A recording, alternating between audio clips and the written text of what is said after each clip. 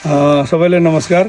आज हामी खतिरठाँटी सुन्दर बजार खतिरठाँटीबाट घुम्दै यो लमजुङ गण्डकी प्रदेश लमजुङ जिल्ला सुन्दर बजार नगरपालिकाको वडा नम्बर 11 मा आइपुगेका छौँ। 11 नम्बर 11 मा आइपुग्दै गर्दा हामी आज यो सिन्दुरे ढुङ्गा फुटबल ग्राउन्डबाट करिब 1 किलोमिटर अगाडि यो मनाङे डाँडोमा आइपुगेका छौँ र यहाँ एउटा मनमोहक किसिमको घर छ, जुन घर चाहिँ झ्याल ढोकाहरू आधुनिक डिजाइनबाट कुँदिएर बनाइएका छन् र यो घरलाई चारैतिरबाट कम्पाउन्डले घेरिएको छ र यो कम्पाउन्डभित्र विभिन्न जातिका धुपी र अन्य जातिका बोट बिरुवाहरू पनि लगाइएको छ र यो ठाउँलाई अझ मनमोहक बनाउनको लागि वरिपरि चारैतर्फ लाली गुराँसहरू फुलिरहेको छ र यो ठाउँबाट हेर्दाखेरि मौसम क्लियर भएको बेलामा हेर्दाखेरि पोखरा र लमजुङका हरेक डाँडा काँडा र हिमाल स्पष्ट रूपमा देखिने भएको हुनाले यो चाहिँ एकदमै मनमोहक छ। जो कोहीले पनि सिन्दुरे ढुङ्गा प्रस्थान गर्दै गर्दा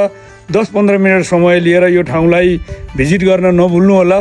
र विडम्बना यहाँ केही वर्ष पहिला चाहिँ यहाँ मान्छे थिए, अहिले कोही पनि नभएको कारणले गर्दाखेरि अब यो विडम्बना यहाँ अहिले पाती फुलेको छ, धेरै यो घर छोडिएको छ र लमजुङमा सिन्दुरे ढुङ्गा आउँदै गर्दा यो ठाउँलाई चाहिँ हेर्न नभुल्नु होला भन्ने अनुरोध गर्दछु।